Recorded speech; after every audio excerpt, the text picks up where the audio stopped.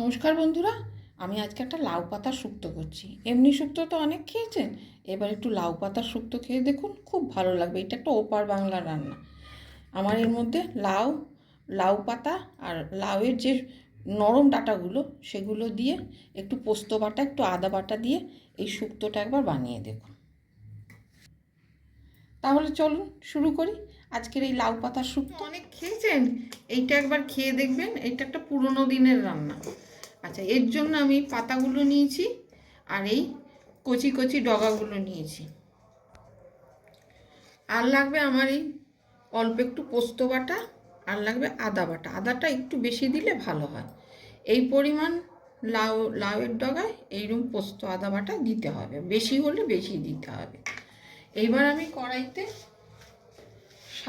সাদা তেল হোক, সর্ষের তেল হোক, যে যেটা খুশি দিতে পারেন, অল্প তেল দিয়ে দেবো।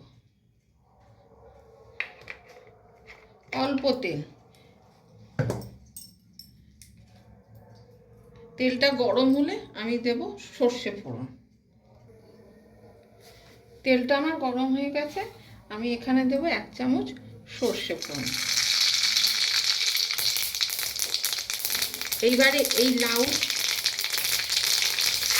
দাদা ছেড়ে দেব।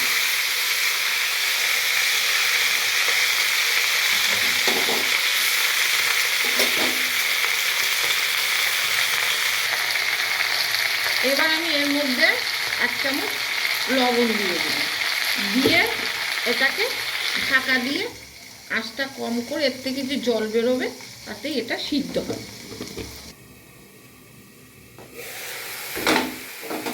এই যে এবার শাকের জলটা পুরোপুরি শুকিয়ে গেছে আর হাফ সিদ্ধ হয়ে গেছে।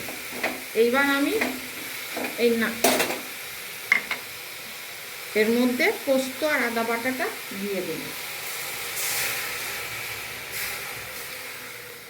এর মধ্যে কিন্তু হলুদ দিতে হবে না, হলুদ দেয় না এর মধ্যে, এরকমই থাকবে। শুক্তোতে তো সাধারণত হলুদ দেয় না, তবু আমি বলে দিলাম, আপনারা সবাই জানেন। এবার এটা একটু সিদ্ধ হলে, এখন আমি ঢাকা দিয়ে রেখে দিচ্ছি মিডিয়াম ইয়েতে করে। এবার একটু সিদ্ধ হলে নামিয়ে নেব।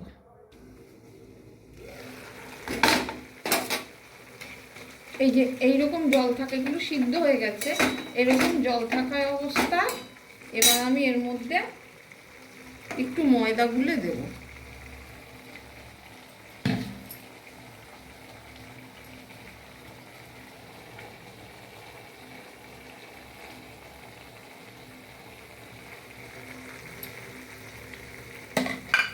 আর দেবো একটু মিষ্টি, একটু মিষ্টি মিষ্টি লাগবে। শুক্তো তো একটু মিষ্টি মিষ্টি হলে ভালো লাগে। এইসব শুক্তো তোর উঠছে না, 1.5 চামচের মতো আমি মিষ্টি দিলাম।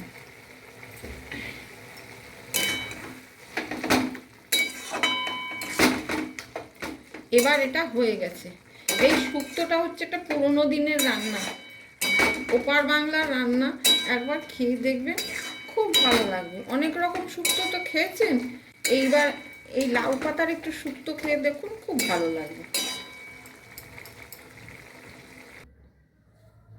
এই যে লাউ পাতার শুক্তো রেডি।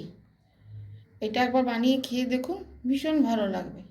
ভালো লাগলে ওই রোজকার মতো একই কথা বলবো, লাইক করবেন, শেয়ার করবেন, আর আমাকে কমেন্টস করে জানাবেন, আর আমাকে সাপোর্ট করবেন।